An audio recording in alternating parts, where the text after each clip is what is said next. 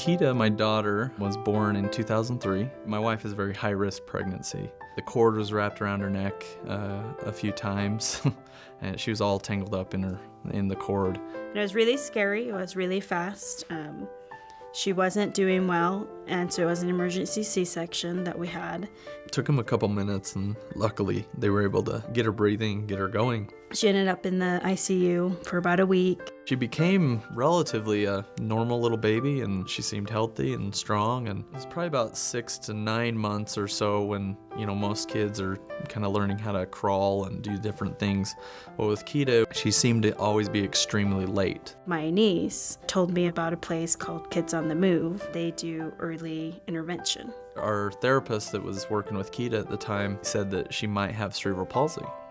I spent 8 years as a professional triathlete, and there was numerous times that I had asked my daughter Keita if she would let me push her through a race, and after retiring last year, I was now what am I gonna do?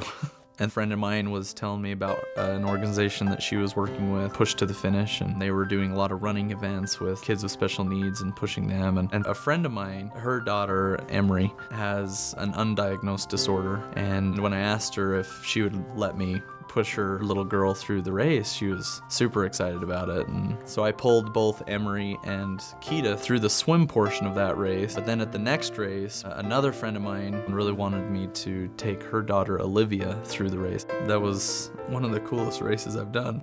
Going up this one steep hill, Keita says to me, "Dad, go faster, you can do it." It's amazing to me to just watch that joy from that excitement, and it's just an experience that she can't get on her own, and it's great to see that on her face. It was so much fun to see when they got out. He first started to pick her up, and then she wanted to run up the ramp, so she made him put her down so she could run up the ramp. When they came through on the run, an older gentleman was standing next to me, and he said, "How do you know him?" And I said, "Oh, that's my brother and my daughter." And he said, "That's so incredible what he's doing."